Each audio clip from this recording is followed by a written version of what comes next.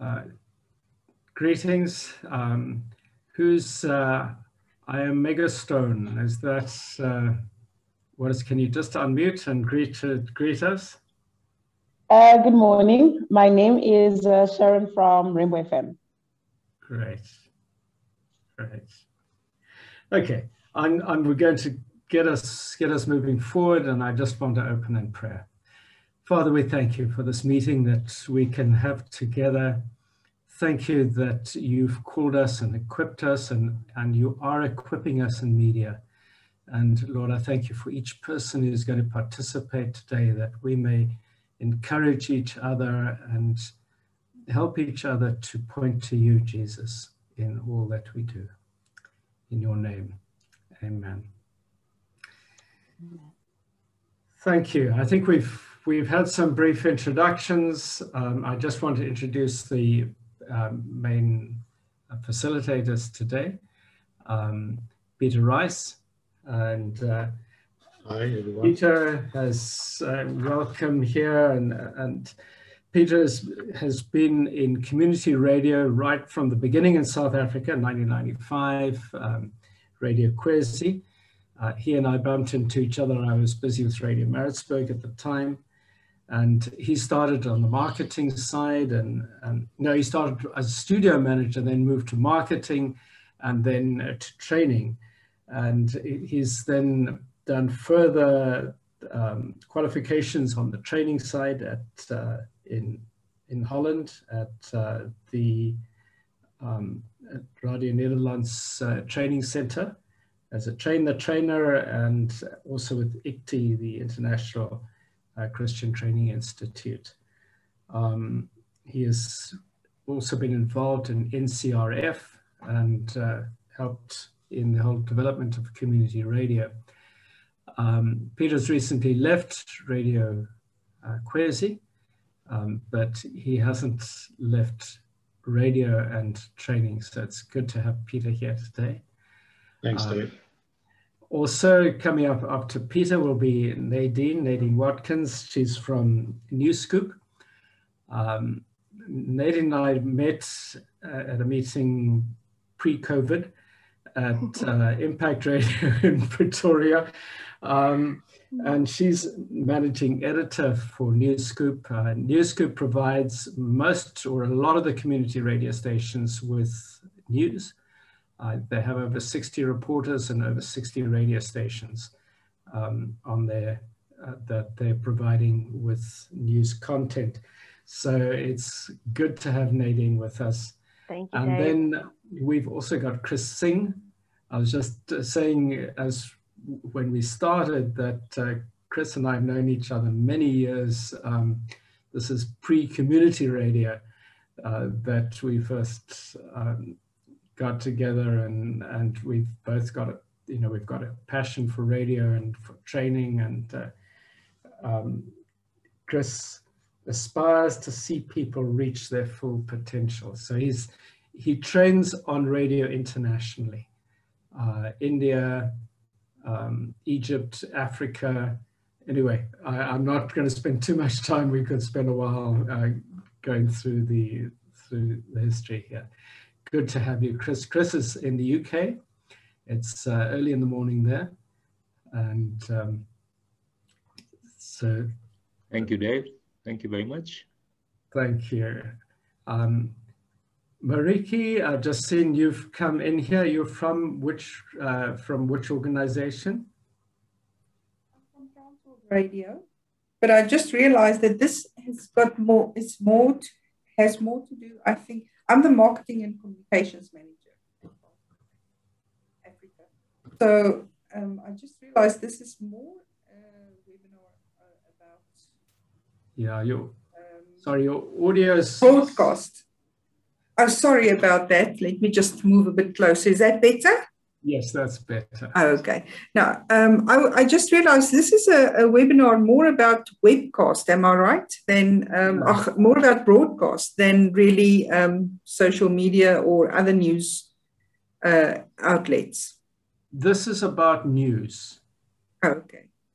In general. It's content, rather. It's not technical, it's content. Okay. So if you're doing news on social media, you're doing news on radio, it's news.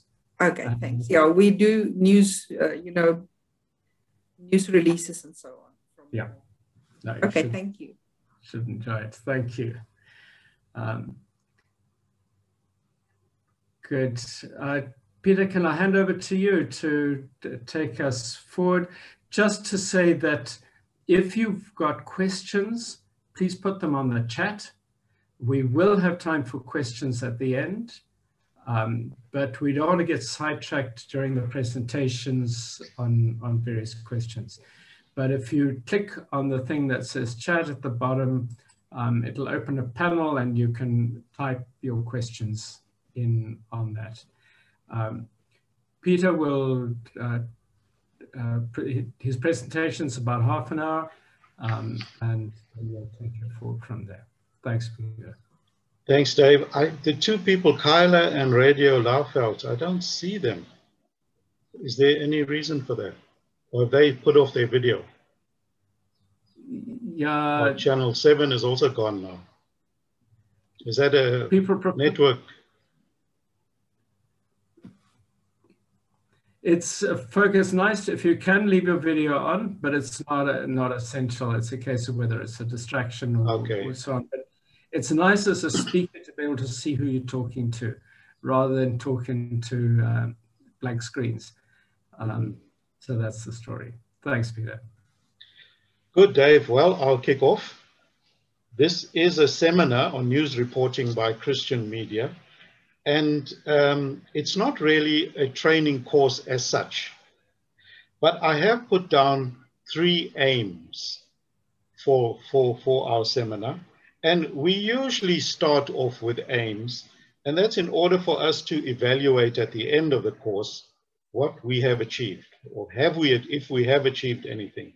And the 3 goals we're looking at for this little seminar is 1, to apply the principles and ethics in the practice of broadcast journalism. And number 2, to communicate the facts while upholding the values of your faith. And number 3, to appreciate the need for teamwork in the newsroom. Now, number 3 might not apply to everybody, depending on how big your organization is. Some people have just 2, or maybe even 1 in the newsroom, I know with community stations. But if you have a team, you would learn how to appreciate the need for teamwork. So I'm going to start with an introduction. How media organizations report news is a policy decision. And every media organization, especially a radio organization, needs to have a newsroom policy. You need to be governed by a policy. And ICASA always asks for your editorial policy as part of your license condition. So it's something you can't get away with. But integrated into your policy also depends on, like with all of us, I think, or many of us, depends on your Christian worldview. And that plays a part in you writing your policy, what you stand for and how you will reflect on it. Jesus, as an introduction, Jesus and the early church taught and showed that they cared for the poor, for sinners, and for those who were sick, as well as those hated by society. Now, what better picture than our audience? That's our audience before us, don't you think so? And it just shows you the role that news has to play in a station. Therefore, it is important how we relate to those around us and all that God has created. When the gospel advances, it makes an impact on the prevailing culture. So that sort of speaks to our responsibility to inform and to educate our audience. Just like Jesus taught to everybody, we have that responsibility, and it should be part of our policy that we inform and educate our audience. The news then relates to Jesus and how we as his church show God's love and care. With that perspective, the news becomes part of our ministry of love, evangelism, and teaching. As Christian media organizations, we need to point to the truth with love and compassion. And that point to the truth leads me to, I would say, the first set of points that we're going to discuss. And I'm discussing that under the pretext of never think that because we're Christians, we can use that or use our faith not to obey the principles, the core principles of journalism. I was once in a training some years back. Dave mentioned Radio Netherlands, and we had a guest who was a very highly respected Christian television producer. And somebody asked a question, said to him, what's the difference between a Christian journalist and a secular journalist? And I've never forgotten his answer. He said, there is no difference between a Christian journalist and a secular journalist. And he said, remember this, there are only two types of journalists in the world, a good one and a bad one. And as a journalist, in your work, you've got to decide to be a good journalist, or how good a journalist you will be. So the 5 core principles that I've pulled out, and there are many, if you go to many different news organizations, they all highlight principles. Some have 8, some have 5, some say there's just 3 basic, some have 10 or 12. But I've pulled out 5 core principles of journalism, which we have to obey as good journalists. And the one is truth and accuracy. That's a fundamental ethic or value of a journalist, truth and accuracy. Journalists cannot always guarantee the truth. You can never force someone to tell you the truth. You never know whether he's lying or not. But getting the facts right is the cardinal principle of journalism. And that's where your accuracy comes in. You must always get the facts right. We should always strive for accuracy, give all the relevant facts we have, and ensure that they have been checked. That's just as important. Ensure that they have been checked. And when we cannot corroborate information, we should say so. Don't be afraid to say you don't know. That counts more for your integrity than trying to pretend that you know. There's numerous websites or numerous ways that you can check your facts, and perhaps that can be part of another course. But I just want to use 2 small examples. You all know that Tiger Woods was involved in, I hope you all know who Tiger Woods is, as news people, was involved in a serious accident not long ago. And immediately there was a certain website that put out a story that said Tiger Woods is dead. And they even had a picture of his car. Now, you've probably seen the picture. It was a wreck. He hit something on the side of the road, rolled down a bank, and the car rolled. It was a complete wreck.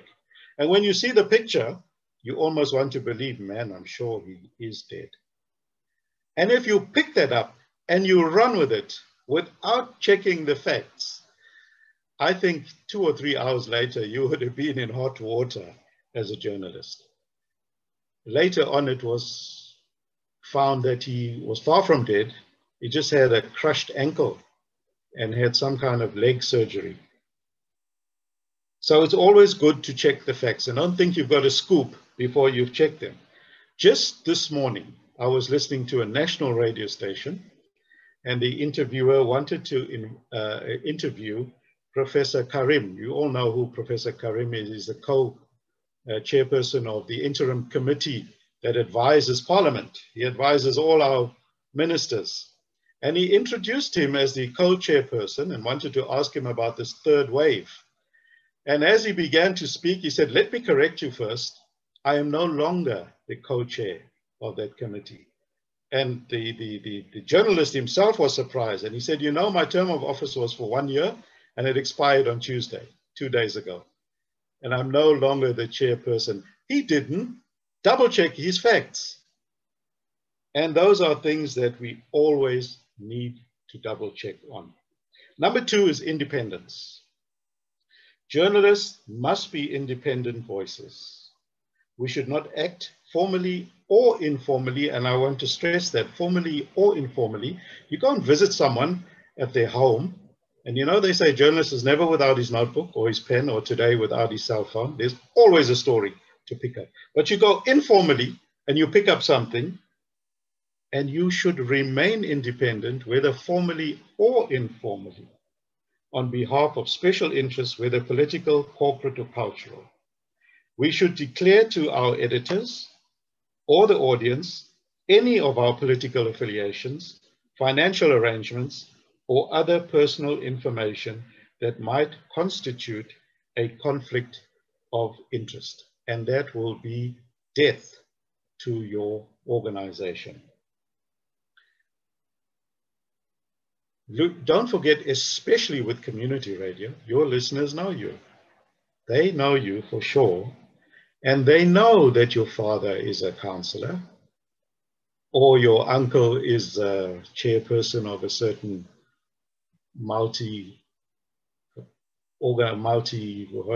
mega organization, financial organization. And they'll very easily pick up any unbiasedness and say, oh, he's saying that because we know who he is, or we know who his family is. So keep your independence is number 2. Number 3, fairness and impartiality speaks for itself to any journalist. Most stories have at least 2 sides. Some of them have more sides. While there's no obligation to present every side in every piece, stories should be balanced and add content. So add content means always say why you want to cover both sides. Objectivity is not always possible and may not always be desirable, especially in the face, for example, of brutality or inhumanity, but impartial reporting builds trust and confidence. Now, that example of brutality and inhumanity speaks to sensitivity. We all know that we need to be sensitive in reporting issues, especially in brutality and places like that. And impartial reporting builds trust and confidence is of utmost importance. If your listener loses trust in you, he loses trust in your God. Don't forget that. Why should he listen to you that broadcasts biased information about what's going on around the world? Why should he listen to your sermon or your testimony then? Number 4, humanity. Journalists should do no harm. And that doesn't mean you shouldn't punch somebody in the face. It's not that kind of harm. But what we publish or broadcast may be hurtful, but we should be aware of the impact of our words and images on the lives of others. Don't say in your news, well, he deserves to be told off, or told the truth. And you use your news broadcast to get one at him or to get back at him. Don't be hurtful in any way. It also applies to issues of where there is child abuse, maybe. Be careful of the words you use because there are families involved. And also where there's maybe racial abuse.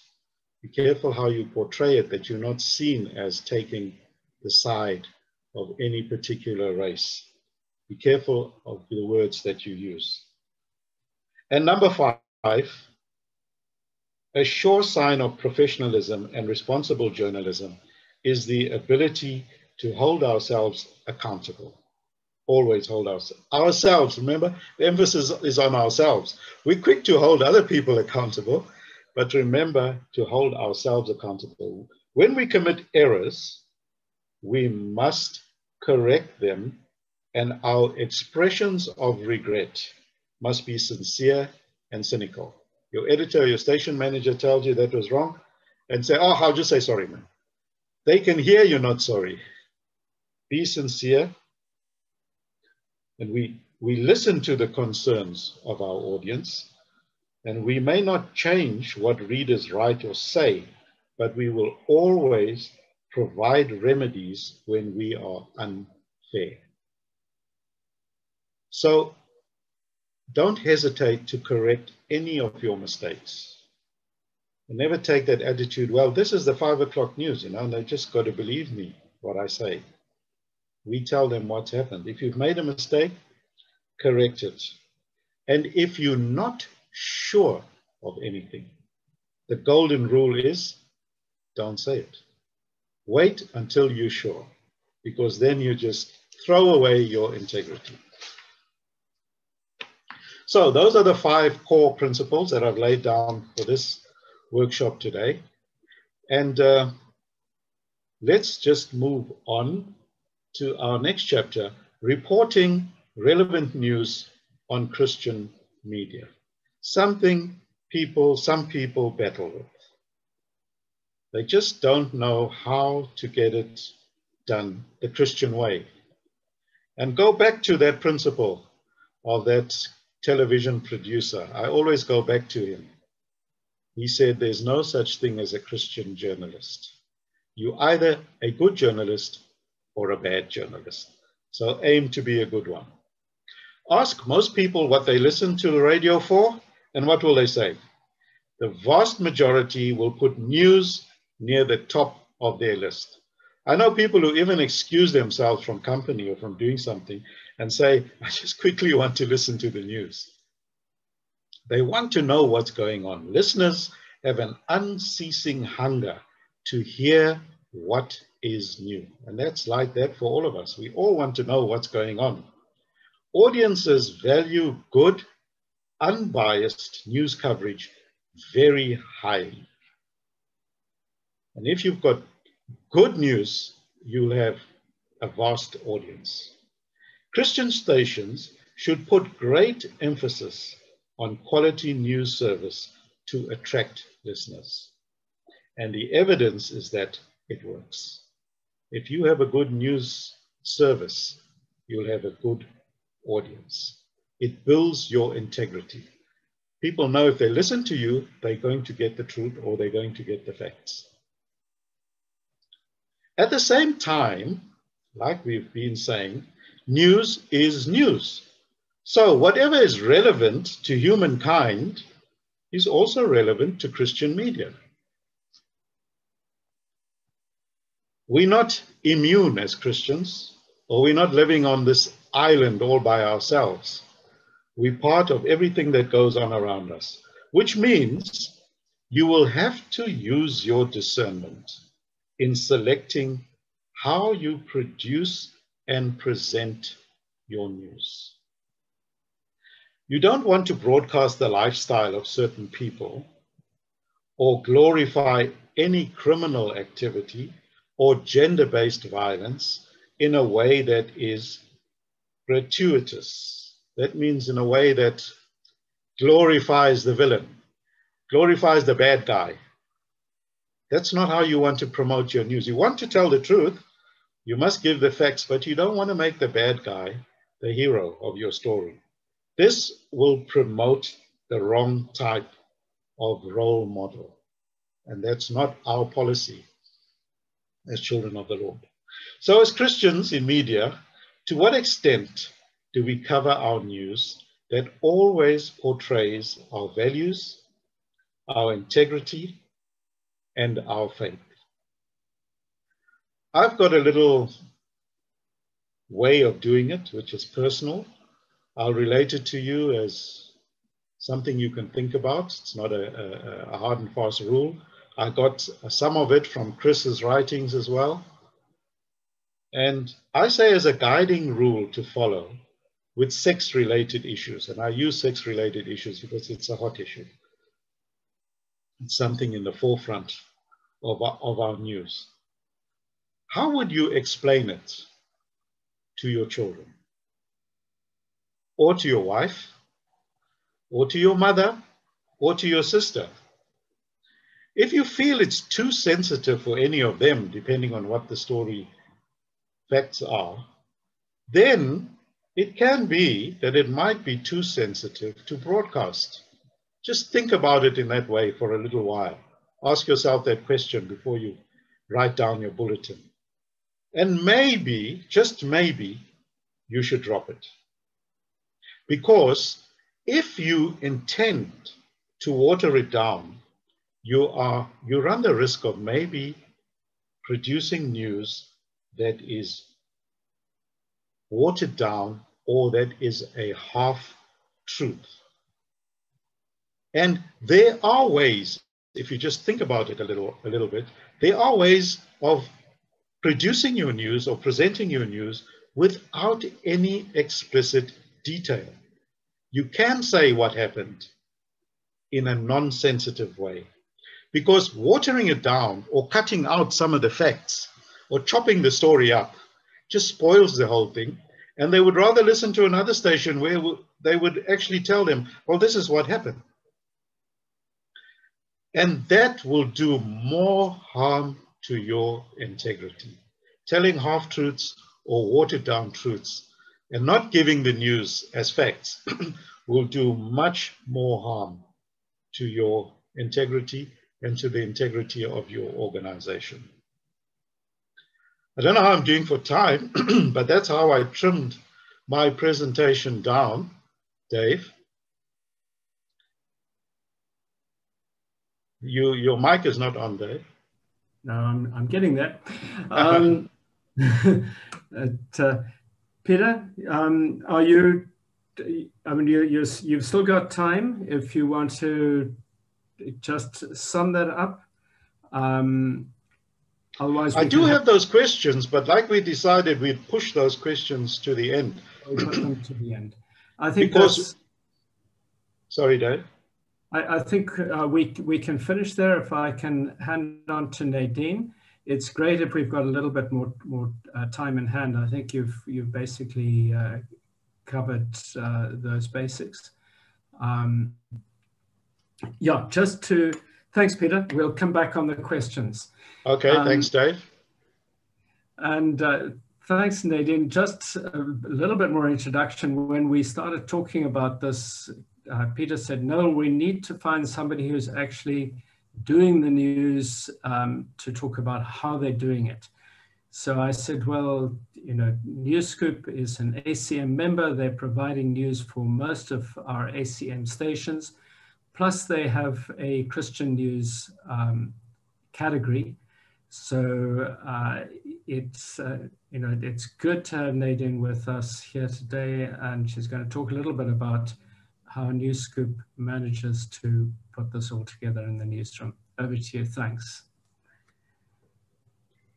Thank you so much, Dave. Yeah, so NewsScoop, like you said, we have a Christian section where we focus on our ACM stories. And then just to give you some bit of a background of what we do and when we started.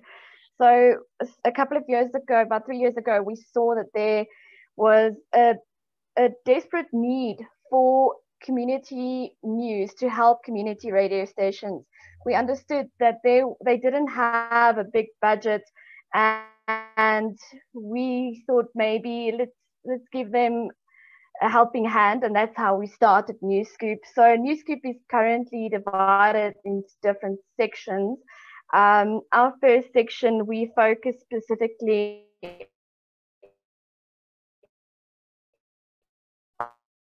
on our bulletins, and then we have community stories for our game stories, and we have sports and finances as a different section. So when we started, we had to look at how are we going to go about to do news for communities we've never had. Was a bit of a challenge, and we had to come up with a couple of rules on how we would go about to get the news, even if we don't have a journalist in the area. So we started with a very small team, and we had journalists sitting in the Western Cape doing something or a story in Mpumalanga, which was quite far away. So we had to come up with an editorial policy that could provide a framework and serve as a guideline for how we chose the content and how we continue to choose content, because even though we do have a journalist in the area now, it is still difficult to go out and get a story and then come back and still report, and it's still in time, because as we all know, radio is the fastest medium to get news to listeners. And we had to come up, like I say, with guidelines that was in line with the Press Code of Ethics as well as the Broadcasting Act. So our gathering and reporting of news is guided by the following principles. So firstly, it is to seek truth and report it. So I have a rule that if you can't find the press release, or if you can't get hold of the spokesperson, then you kind of have to do a bit more homework, like Peter just said. Make sure that the facts are the facts and that it's true. So we try and report and contextualize and present our news and current affairs as honestly as possible, and accurately and transparently. So if we don't know something, we really try and find out what the story is behind the story. And then most times when we fail to do that, we don't include it in our news. But if we feel that is important, we do say that this still needs to be verified. And then this is particularly when it comes to matters of national importance. So there's always, before the president speaks, there's always this little rumor that starts, and then it starts on Twitter, and then it goes to Facebook, and then it starts all over. And we can't get hold of the spokesperson, the presidency spokesperson, so we can't verify it. But as the time progresses, we do say that there is this rumor starting that he might speak tonight, but this has to still be confirmed. And then by that time, one of our journalists usually do get hold of a spokesperson. So it's not about being first, but it's about informing our listeners, specifically because we have a wide range of listeners. It's not only in one area, but it's national. So that's very important. And then also one of the core principles is harm. So always strive for balance by presenting a plurality of views. And this is specific to political parties. So we always strive to have a balanced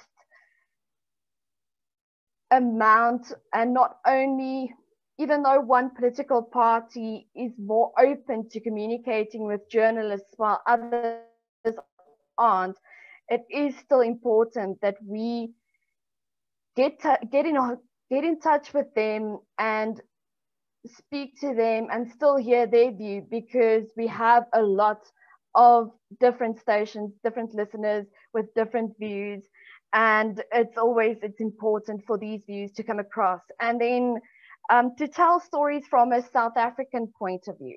So this is specifically when we do our community stories or our local stories, because I always see a radio station as the board on the highway leading up to the city, because they give the directions.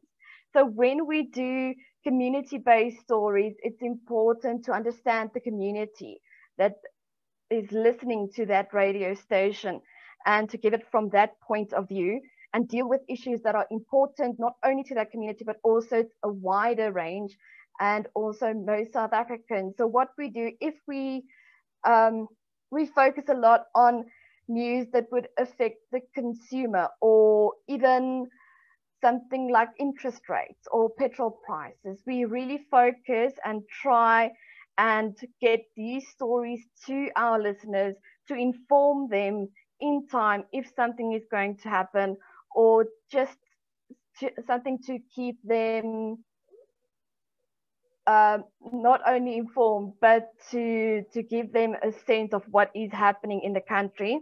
And then also, like Peter said, to act independently. So the BC CSA and press codes also require our journalists to report news truthfully, accurately, and impartially. and that they should act free of obligation to any interest other than the public's right to know.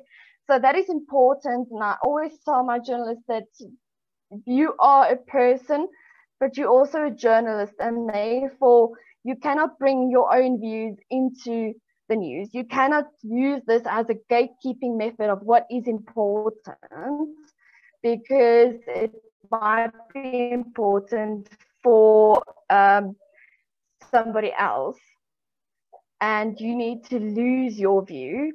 And then also to be accountable. So like for when we make a mistake, especially because we have different sections, we don't only have the bulletins, we also have the community stories, to say if we've made a mistake. So we have a very good line of communication with our stations and say, if we make a mistake as a content provider, please let us know. And then we try and correct it as soon as possible. So please go through the correct channels and let us know that we've done this wrong or we've done this right. And we try and correct it best we can.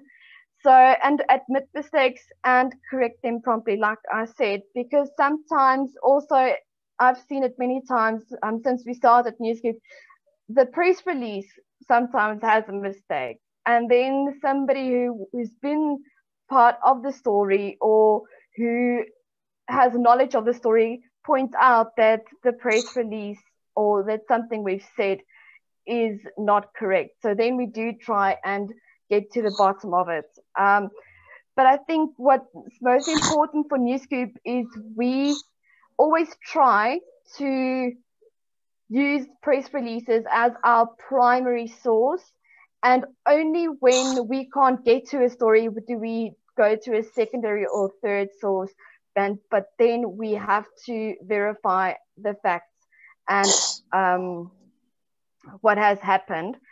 So that's just to give you an idea of what Newscoop does on a daily basis. It's a very under pressure situation because we have news bulletins and stories coming in from 5 o'clock in the morning until late at night, and things do happen, but we really always strive to report news that is accurate and that the community can make their own. So yes, that's my little contribution, Dave. I think if we can move on to Chris. Yeah, thanks so much, Nadine. I can imagine there, and I suppose a lot of your team is working remotely, so it hasn't been affected too much by the COVID-19. No. But, yeah, we were already used to it. Yeah. No, good. No, that's great. Thank you for that. And it gives a little bit of insight of what's happening behind the scenes there. We've been joined here, I can see, by Nati. Nati, which radio station are you from? Can you just unmute and introduce yourself? Hi, everyone. Hi. My name is Nati, and I'm from Your audio is very soft. Can you speak up? Any way you can.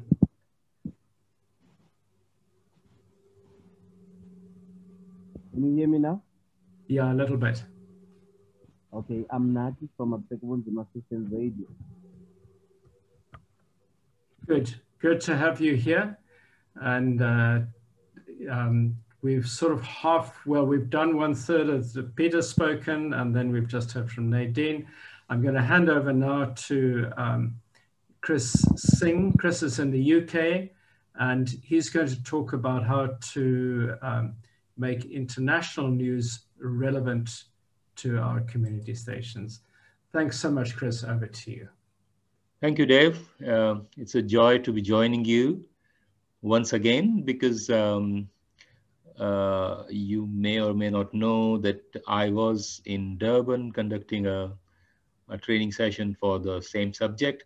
But in those days, the social media wasn't so aggressive, and the news was mostly connected to radio, television, newspapers. But now it seems that the tables have turned, and most of the news we get is through social media, and very little from the other, which were the main sources. And now we are used to consuming the news 24/7. As Nadine was saying, that her newsroom is coming from early morning till late night, and still they are not able to get all the news. So the news has become the mainstream now of our consumption. So it's good to have that because we are well informed and we know what's happening in our country and also around the world, and how does it affect us. So I'm going to share some of this information of how international news affect us in South Africa and also in your local region, so that you can actually take something from that international news and try to track it into your own news bulletin, so that people don't feel that they are far away from it or they are not connected with it. People should feel that it actually affects them. So I'm going to share a PowerPoint with you so that you can have all the information written down. And then I'm going to share a video from the BBC on the same topic, because BBC is a very well-renowned and well-recognized and well-respected news source for around the world for nearly 100 years. In 2026, BBC will be celebrating the 100th anniversary. So it's 95 years old, but they keep up with the technology and they keep up with the news. And I think we should learn from sources like BBC. Some of the examples I'm taking are maybe international examples, maybe not connected with you, but please treat them as a model. You don't have to copy them, but these are the models that we can use in our sources. I mean, nowadays, the main news in every channel is COVID-19. Coronavirus is the main news, and every day we are listening how many vaccines have been developed and how many people have been vaccinated, how many people have been affected by the virus, how many deaths have happened. And they're not only happening nationally, but they're happening internationally. And how the international virus is affecting our own region. So there is a take on that. So let me just start with sharing this PowerPoint. And if you can't see all that is written down, on your panel, there are 4 pieces of selections for you can do. So if you go to the first one, then it will minimize everything. If you go to the second one, you will only be able to see me, and it will give you enough space on the screen so that you can read everything. So making international news stories relevant to local news. And as I said, the best ways to inform audiences about how local events fit into a broader national and international context so that they are better equipped as citizens to make educated choices. It's all about making choices, how we choose a news item, how we select, and is it relevant? Because there are a few questions, as Peter mentioned, we need to ask, is it true? Can it be reliable? Who are the sources? And so on. And does it actually affect the people, their lives of people? You have to find the connection between the international affairs and people's lives in your own country. So that's how it will go. First thing, you have to look for the human angle. You have to see how it affects the people. So the war in Syria has been happening for a number of years, and we've just entered the 10th year of the war in Syria, started in 2011.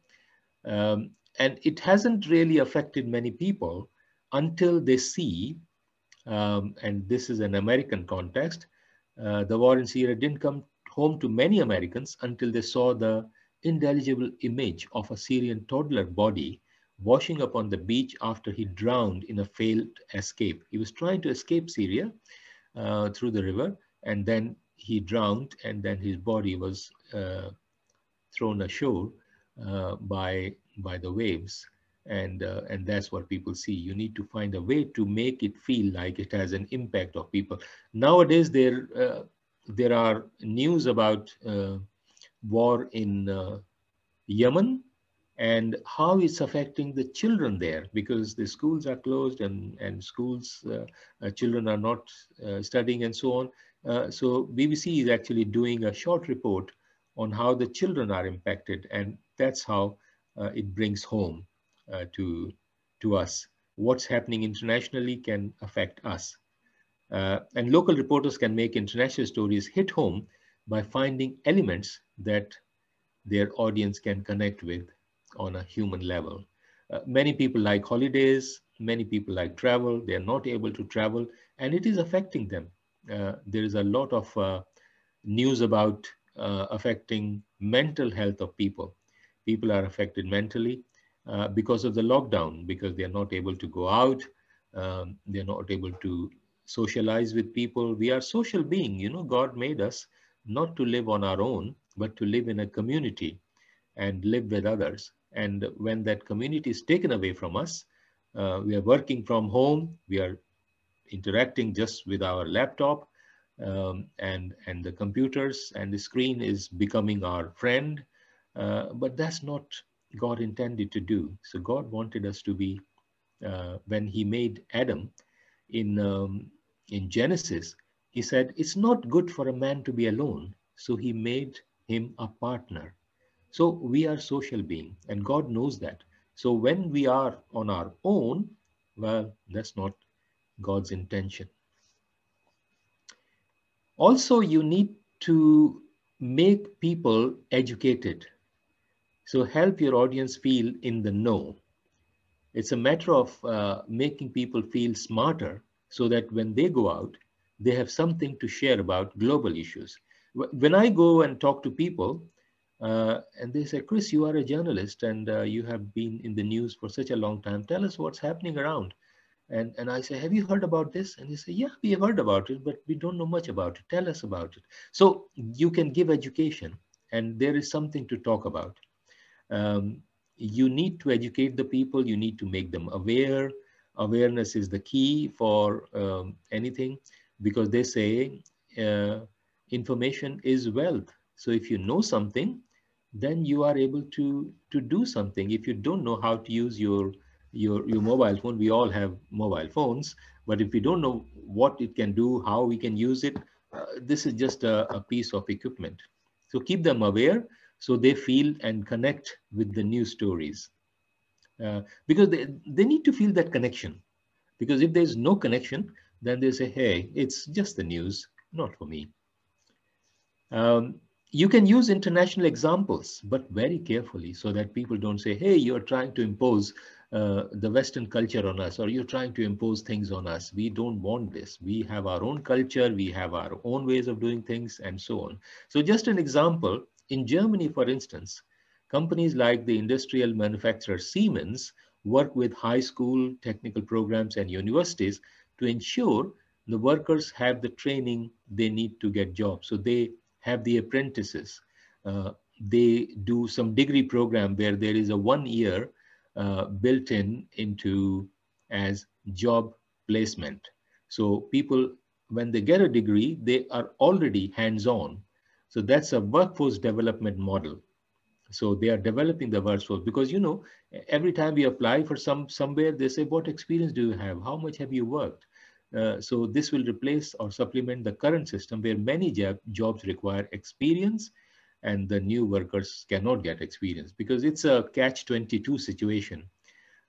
If you get a job, then only you get experience. But if you don't have experience, you don't get the job. Also take examples from other countries to connect with issues in your own country. So education system, job, employment, and family structures. We can learn good things from other people, you know. So like we were talking about how as a Christian, we should live a Christian life connected with Jesus. What was Jesus doing? Did Jesus actually do the news? Yes, he did. You can see in the Gospels, it's all full of news. Jesus was very much connected with the world. I have been working in the 90s with Billy Graham in America. So I was in the United States and working with him. And Billy Graham always used to say, a good Christian should have a Bible in one hand and newspaper in the other. A Bible in one hand, newspaper in the other, because they both are connected. Bible is irrelevant if it doesn't connect with the people, if it doesn't connect with what's happening today in our own world. So that's what I say. A good Christian now, if Billy Graham was still there, he is dead, he would say a good Christian is the one who has got a mobile phone in one hand and the Bible in the other. And actually Bible is also in the mobile phones too. So you should connect what Jesus is saying to what the world is going through. Keep track of big stories. So what are the big stories? COVID-19 is a global issue, is not an issue just for one nation. And it could play on for next 6 months or so on. Now vaccination is happening. When will open? There are third cases are coming. The third level of infections are coming into Europe. And I'm sure there will be first, second, and third in other countries in Africa and also in South Africa. So like COVID-19 has been a big issue. Brexit, for Britain, it has been a big issue, and we are seeing the after effects. There is a struggle going on at the moment with the import and export of vaccines, because Brussels or Belgium is making Pfizer vaccine, and Britain is making AstraZeneca, Oxford AstraZeneca vaccine, and they are just struggling as to how much we import and how much we export. Then arms control is always a big issue going on. Who is buying arms from who and why? Elections or presidential campaigns, what is happening? Recently, we hear that the president of Tanzania passed away, and they chose a woman to be the next president. And this is the first time that they have had a woman president. And that happened actually on the International Women's Day. And that makes a big story because you should always keep looking on the big dates and events. So International Women's Day, 8th of March, like, the HIV or day is 1st of December, and things like that. And now we are, next Sunday is the Palm Sunday, and then we have the Good Friday and Easter. So there will be stories about that. And then there are stories about workforce, jobs and employment, because people are always looking for vacancies. So number one search that people do now on the internet is news, and number two is vacancies. What jobs can I get? Then there is a big issue of climate change. How climate change is affecting us? How is it affecting my backyard? And then terrorism, another big thing which is happening internationally. And how is it affecting me? How my people are involved in that, or how is it affecting me? Look for background information on a range of issues and contact information. So always keep looking for what is the background to this? How can I research? As Peter shared, that one reporter didn't do their research properly, and he introduced him as the vice president or vice chair of this committee, and he said, sorry, I'm not the vice chair. So if you do your research, your background information well, you will really win. Also think about what's the same and what is different this time around, because things are changing. I shared with you that I used to do the news on radio and television and newspaper, but now I'm mostly involved with social media. So news has not changed, but the platforms have changed. So we need to use the same platform and use all the benefits and all the advantages of that platform so that we can make really good use of that. So local reporters can investigate the ways in which the global economy is changing and what this means for their audience. So global economy is changing. People used to be very poor, or they didn't have cars or motorbikes and all that. So people progressed from bicycles to motorbike and then to cars. And that's how the progress is happening economically. When people say we've been there before, look at the migration from agriculture to industry. I can talk about India because I come from India, that India was an agricultural economy, but now what is happening is they're moving from agriculture to industry. So where people used to plant wheat and crops, there are now industries. They are making cars, mobile phones, computers, and all these things. And look at China. China was a agriculture industry, but now everything you buy is made in China. Why? Because the industry has grown so much. And what technological changes are happening and how they are affecting us and our jobs, our families, our societies, because they are affecting us. Whether you like it or not, but the effect is there. Whether it's your job, many people are afraid, oh, computers are taking over, robots are taking over human jobs. What will happen? In Britain here, we are losing lots of jobs every day because they are mechanizing everything. Amazon has just opened a few supermarkets where there are no checkout people.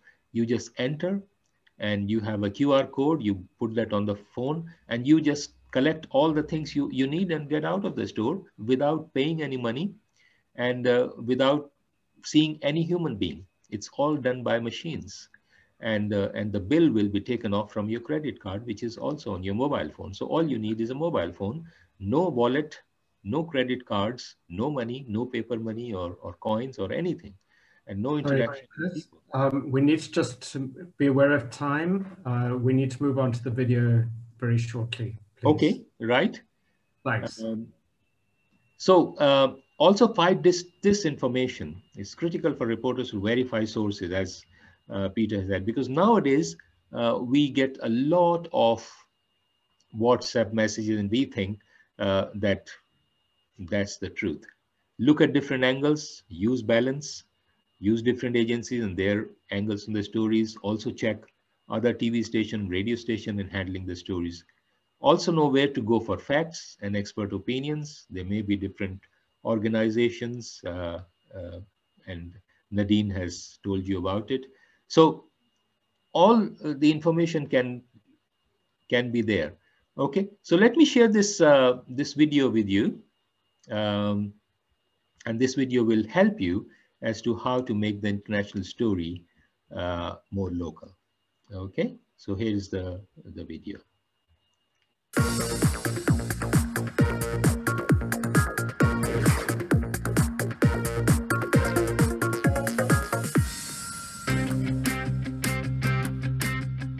The main BBC News features international stories from around the world. But there are also BBC News programmes that reflect every part of the UK. Local stories are really important. They let people know what's happening close to where they live and enable local people to voice their opinions. But some international news stories are also relevant to local news, as they might impact different parts of the UK in different ways. One such story is the invitation of the US President on a state visit to the UK. A state visit is a very special honour, and it would mean Donald Trump gets treated like a VIP here in the UK. He'd even get to meet the royal family. Tonight at 10, Donald Trump's state visit to Britain will go ahead, despite mounting opposition. The government says the visit will take place sometime this year, despite an online petition now signed by 1.5 million people. News at 10 focused on the President's visit to the UK in general. But today I'm reporting for BBC Wales. I need to make this story relevant specifically to a Welsh audience. During a political debate about the state visit, Welsh MP Paul Flynn was outspoken against Mr Trump. His manner, his behaviour throughout the election period of one that's greatly worrying. Paul Flynn is Welsh, so his statement offers a Welsh perspective on the story. I'm going to use it as the starting point for my news report. How would people feel if Donald Trump came to Cardiff as part of his state visit? Would he get a warm welcome? And where should he visit while in Wales? Let's find out. I'm gathering opinions by filming short interviews called Vox Pops with members of the public. When carrying out interviews or Vox Pops, it's important to ask open questions and not closed questions. Here's an example of a closed question. Should Donald Trump visit Wales as part of his state visit? No. No. Closed questions often get short, one-word responses, not very useful for my news report.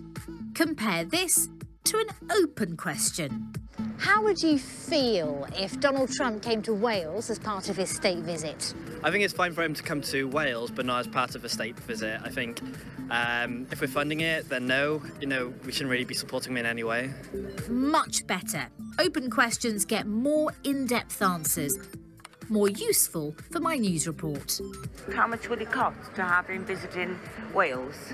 I want my news report to be balanced, so I use Vox Pops from both sides of the argument. Some people who are supportive of Donald Trump's visit and some who aren't.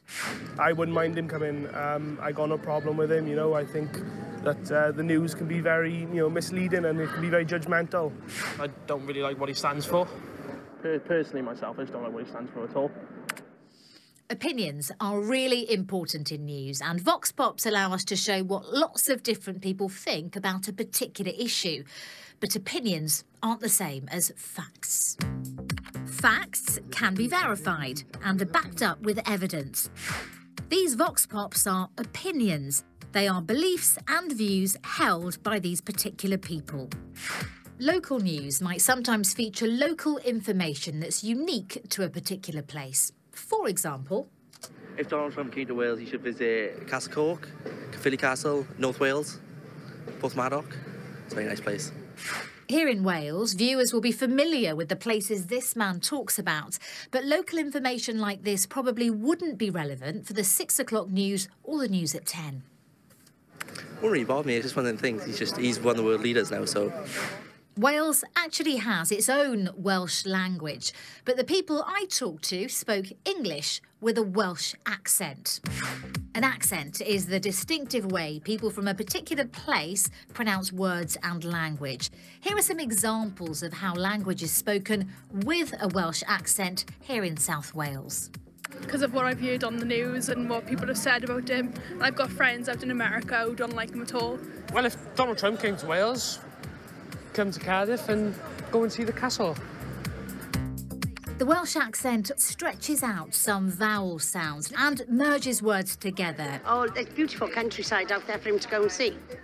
Across Wales, there will be variations on the Welsh accent. Most parts of the UK have a distinct accent. You might not notice your own accent because it's familiar to you, but it's probably more noticeable to people from another part of the UK. I don't want him to visit Wales because I'm not fussed on the guy. He says, I'm not fussed on the guy. This is an example of Cardiff dialect.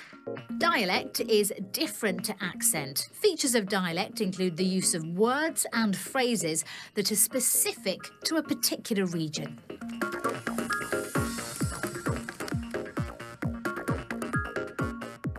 So, here it is, my finished news report for the BBC Wales website. Remember, local news focuses on stories that are of interest to that particular part of the UK, or they might find local angles on international news stories. Opinions are hugely important in local news, but don't confuse opinion with fact. And some news stories may affect different parts of the UK in different ways. Watch the BBC News local to where you live and see how they report on the next big international story. See you again soon. Well, hope you enjoyed this video and presentation. Just want to tell you that it would be possible for you to get the PowerPoint presentation if you request Natalie or Dave. Is that possible? They can because it has, I mean, yes. I've produced it, but I have no copyright for it. So use it in whatever way possible. I would like you to empower you with this. So I hope you enjoyed this. Thank you very much. Thank you, Dave. Thank you, Peter. Thank you, Nadine. Thank you so much, Chris. And I'm sorry I rushed you a bit at the end there. And we may come back to those last few slides if we've got a bit more time. I just wanted some time for questions at the end. And just to confirm, yes, the whole Zoom presentation, the video, the recording will be available, plus the PowerPoint, plus Peter's notes. So those will be sent to everyone who's registered for the session. And I think that's very helpful. We've got some time for questions now. I've got a whole lot of questions if nobody else comes up with any, but if you've got a question, either put it in the chat or else just wave your hand, unmute, and put your question forward. Otherwise, I'm going to kick off with a couple of questions.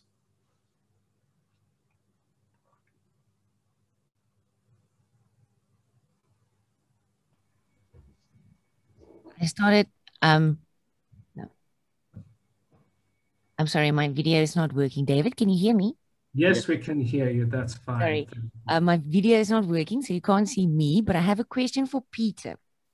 He mentioned in his presentation that you shouldn't, if you find a story too sensitive, instead of watering it down, rather not run it at all.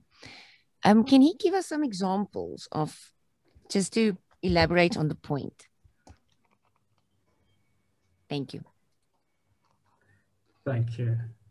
Thanks. I didn't get your name. Are you there? Radio Laughout. Can you hear me? Or do you know, Dave? No, I think Peter, just kick off with the answer to the question. It's not an easy answer.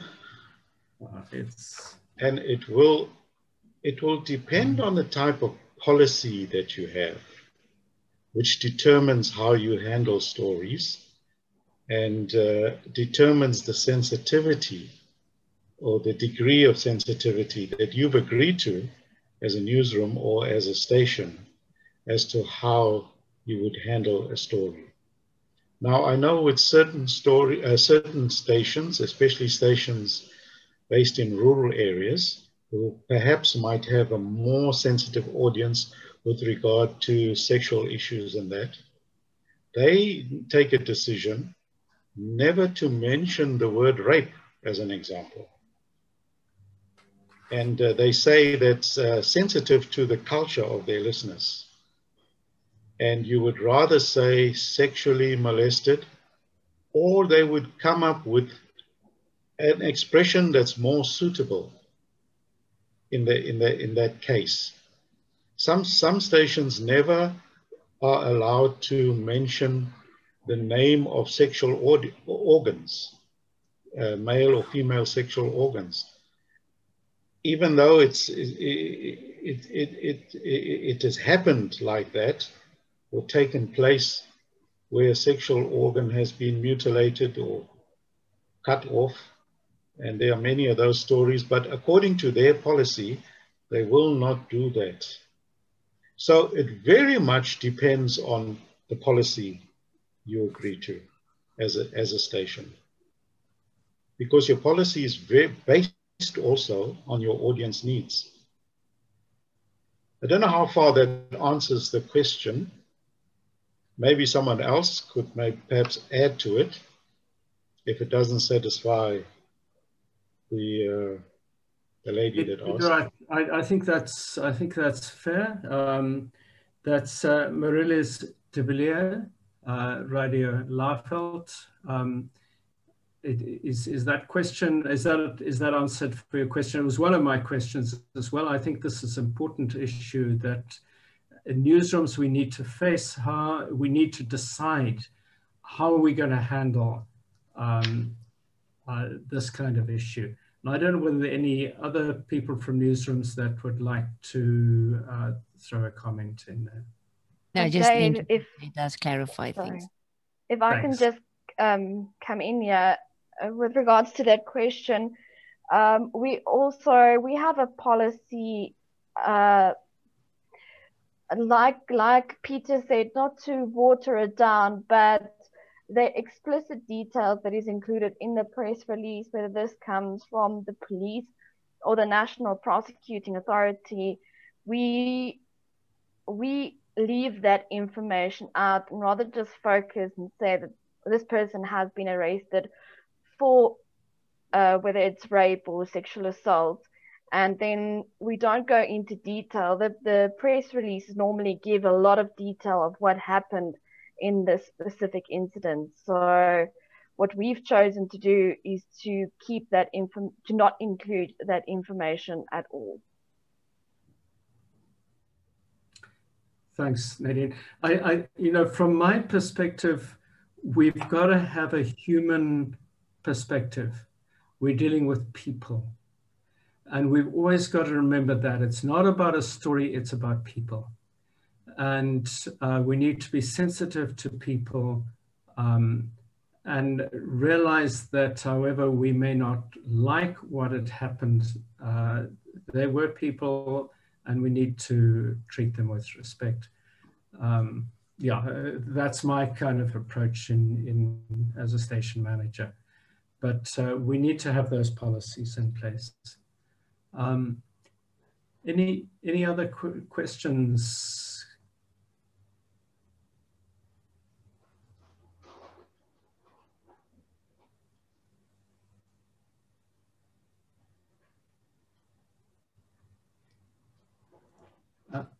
I would like to just throw one in because I think, as we've said, the news these days, I think Chris said this, is very much our primary news source is the social media, the cell phone.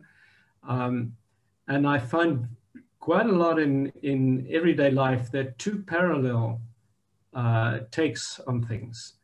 There's the social media fake news side of things, and there's the proper media, if I can call it that, properly researched news. So you've got these two parallel stories, and often Christians are very much taken up with the conspiracy theories, fake news.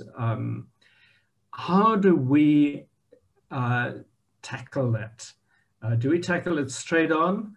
And the problem then is you're seen as part of the establishment, and the fake news guys always want you to believe them and not the established news. Chris, I don't know whether you want to tackle that one, or Peter or Nadine. Yeah, I'll try to answer that because, you know, one of the things which is happening now is about vaccination. And there is lots of rumors going around, and especially on WhatsApp and Facebook. People are trying to spread rumors that this vaccination is wrong. And especially in the Christian circles, it's been connected with the mark of the beast in Revelation. And there has been a number of preachers talking about it, and there are lots of sermons which are spreading around. And you know, WhatsApp, it's so easy, WhatsApp or Messenger or Signal or Telegram, to just click on it and forward to all your friends, and then those friends can forward to others. So one news becomes 1 million subscribers in just few seconds. And BBC did a panorama program, which is a program which handles the rumors and so on the vaccination itself. And they said, well, who do you trust? Do you trust your Facebook friend or Messenger or WhatsApp, or do you trust the well-researched scientists and what governments are saying and what committees are saying? Who do you trust? And many people trust their friends and their social circles rather than the scientists. So it's become very difficult. I've been also connected with WHO recently, and WHO has taken the faith communities on board so that the faith leaders, whether it's Christian or Muslim or Hindus or Buddhist, can actually tell to their people that World Health Organization has recognized this is a safeguard and you should do that. So I'm involved in that as well, so that Christians can actually take this vaccine as something which is God-given answer to this problem, and rather than connecting it to the mark of the beast or microchip being planted into your arm and so on. So it's difficult because you have to take people in trust, because news is all about trust. So if they trust you and you are telling them something, if 9 things out of 10 you have said are correct, then they will say the 10th thing also has to be correct. They are the right people to trust. So that's my take on that. Thanks, Chris. Peter, do you want to have an input there? Thanks, Dave. Can I just add something? When you receive information, one of the basic things is to always check, where does it come from? What's the source of that information? Because very often you receive something from a friend, like Chris is saying, whom you trust, and you just believe it. And if you simply just Google it, you'll find that even if it came with a picture, the picture has been photoshopped. And it doesn't come from a reliable source. And it's always good just to check who is issuing that information. Where does it come from before you just swallow it up? Thanks, Dave. Thanks, Peter. I think that what is important here is that, or perhaps I can put it as a question, is it important for our radio stations and news sources to teach people how to check things and to raise those questions? Because as I said, quite often we're running with parallel narratives, and the two are not connecting. And I think that, it's a lot of the same stuff has been shared many times over and over again. And it's easy to say, well, this one is wrong because this and this and this and that's wrong. Is that, or by actually repeating what is happening out there, are we adding to it? That really is my question. Or should we, do we take it on or do we ignore it?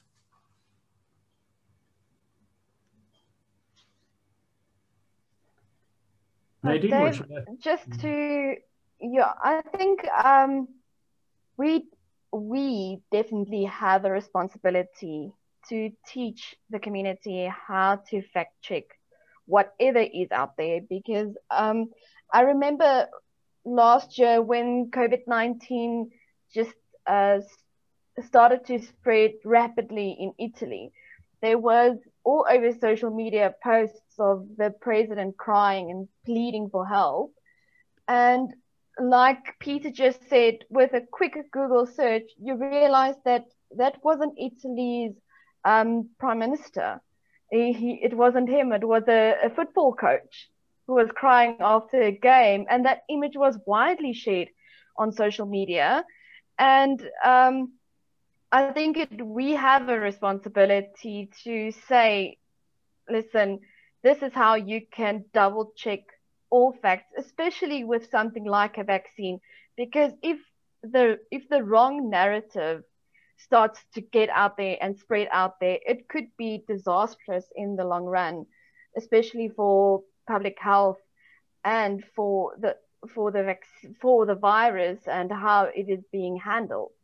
So I actually think that radio stations, especially community radio stations, when they could get in a local doctor, or we could even start a program to run small like info ads to inform people how to check their news and check the facts and see and where they get their news from, to check their sources and things like that. Dave, if I can just come in there? Yeah. Just to add to what Nadine says, it's tremendously important, and we have that responsibility to double check.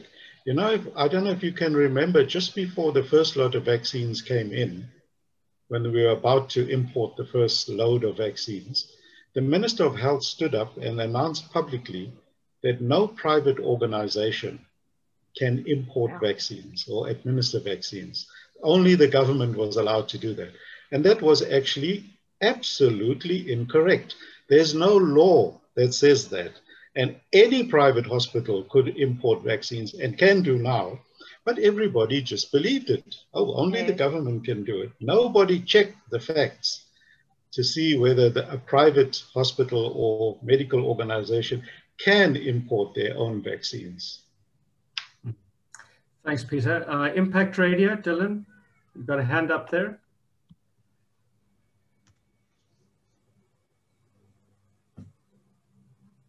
Okay, no, sorry, I missed. Have you got? Sorry. Hi. Hi. Hi, everyone. Can everyone hear me nicely? Yes, thanks. Okay, perfect, perfect. Luke and I were just discussing how do we, especially if we're reporting on an international story that we are uncertain of, and perhaps we can't find sources on EWN or News 24, the different places. How are we then able to verify in terms of making sure that that is actually an accurate, legit story that's happening, taking place? Say now, if there's an African country that's reported to be importing their own vaccines, bypassing the mediums of doing so just to get it into the country, how are we then able to verify in terms of that is a legit statement? Or is it something that we then, specifically on vaccinations, do we then just bypass it and not report on that story? Chris, are you able to tackle that one? Yes. I mean, it has been answered briefly before when we talked about the policies. I think every news station or radio or TV station have their policies written down. And when you write the policies, you include what is to be broadcast from the station and whatnot. So first, you should adhere to your policies. If it's not in your policy, then you stay clear of it. But if it's not there, or if it's gray area where you can or cannot, then I'll go with the second view, which says you report the facts, but don't go into the gory details. Because the newspapers really love to go the details, what color the car was and what make was it, how many horsepower it had. But don't go into detail, just say this happened, because always think of the 5 W's and 1 H, 6 friends which tell you everything, what, where, when, how. And if you comment on those, then you don't need to go details. And for details, they can go to some other station. So that's what I will do. Not stay clear of it. Mention it if it's part of your policy. And if it's not part of your policy, then you are very free saying, sorry, it's not part of our policy. But if it is not, then and you are giving the news, just give the main news and avoid any details. Yeah, and Chris, just checking international stories. BBC, where would one go on that? Yeah, I mean, go to BBC website. bbc.co.uk news, and they have 3 sections. One is local, second is national, and third is international or global. So check there if they're reporting on it, and they are saying it's confirmed, then you can be pretty sure about that. But as Peter said, always confirm it with 2 independent sources. But that's the rule of journalism, that you always confirm the story with 2 independent sources. So once, if the news is about Russia, for example, and BBC is reporting it, it could carry a bias with it, because, you know, some countries are against Russia. So always check other website as well, maybe German Deutsche Welle, or Radio Netherlands, or even Russian Sputnik website, just to check what they are saying. And then with the balance of it, just tell them that BBC is reporting this, but on the contrary, this is reporting this. So you are having the both sides of the story and keep the balance right. Great. Thanks very much. Thanks, Dylan.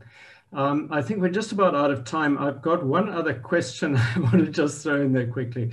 And that is this whole story of balancing positive and negative.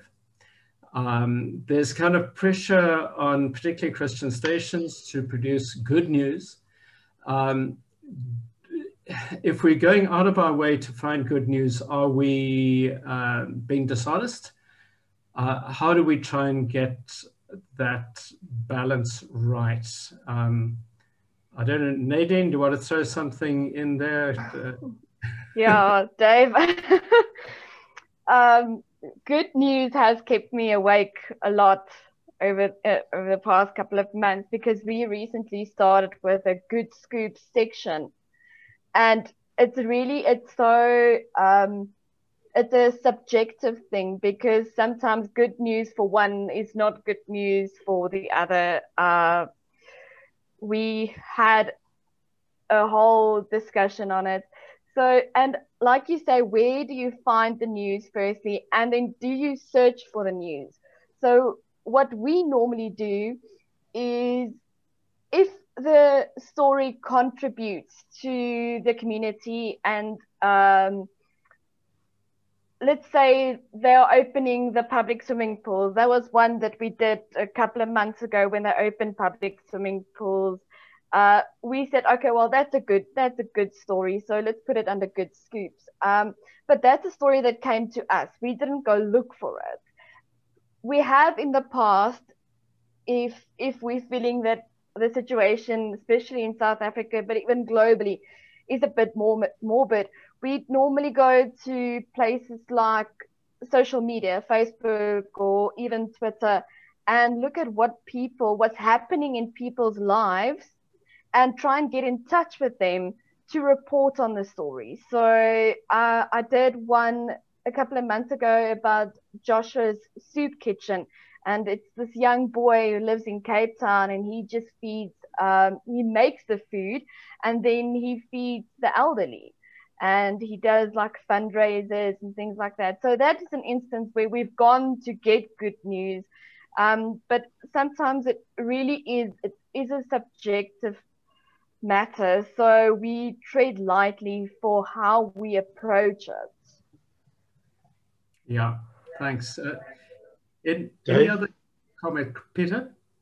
Can I just make a comment? It might not be directly connected to your question, but I also wanted to say that we are being fed a lot of information, and we must be careful not to be gullible, because there's an enormous amount of gossip going around, and some news agencies are actually paid to create gossip. And one typical example that I picked up was all the news about Meghan Markle. Yeah. I'm sure if you read news, you'll find at least 5 or 6 stories every day about what Meghan said and what she wore and where she walked and all the rest of it. But you know that the miscarriage that she had was not picked up by the media. We only heard about the miscarriage after she was discharged from hospital. And I asked myself, all the stories about Meghan, where were you when she got admitted because she had a miscarriage. And that just shows you that some people are just out to give you juicy bits of often gossip, wrong information. And what is really happening, we don't hear, or we hear too late. And that's why it's so important to check or double check what you are being fed if you're not creating news yourself. Thanks, Dave. Thanks, Peter. I will agree with Nadine about being subjective, because, you know, a vaccine is very much in the news now. So taking a vaccine, is it positive or is it negative? Because some people say, hey, vaccine is government trying to keep a tab on us and is trying to track us and all that. And some are saying, oh, it's a mark of the beast. So they're taking it as negative news. But then on the positive side, people are saying it's preserving lives and so on. So subjective. I mean, who is listening and how is it being presented? I think we're out of time. Thank you so much, Chris, Peter, Nadine. Thank you for everyone who's been part of this. I hope it's been helpful to you, because I think it's very important how we as Christians report the news, to do it responsibly and in a way that brings real good news and not fake good news or fake bad news. Thank you so much. And this is the last session of this. We've had online webinars, workshops the last few weeks on this month, and we're going to do some more in the future. And it's been really good to be together on this news webinar, and I think perhaps we should follow it up with another one in a couple of months' time. Just looking at other questions, so that as Christians we can be reporting the news in the right way. Thank you so much, Natalie. Anything else to say from ACM side? And no, just thank you to everyone. Some of you have been here for all of the sessions, and it's been great to see you here as well. So it's been lovely. Thank you very much. And I have given my email address on the chat. So if you want to contact me or keep the conversation going, I would be very happy to receive any comments, any questions, any discussions we can carry on. And if you need any more resources, I'll be very happy to send you some. Thank you. Thank you so much. Thanks, Dave. And, you know, I think just one important thing to finish with, you know, for us, particularly the radio stations, we need to have permission to use news. We can't just pick them out of anywhere. And I think that that's also, you know, good reason to be in touch with a news provider like NewsScoop, because when we're taking that news, it is verified news that we have permission to use, rather than pick something off the internet. Yeah, I think that's my closing note. Thank you so much for being part of this, and thank you, Peter and Chris and Nadine especially. Thank you, everyone. Thank you. It was a pleasure to be with you. Bye. Thanks. Bye.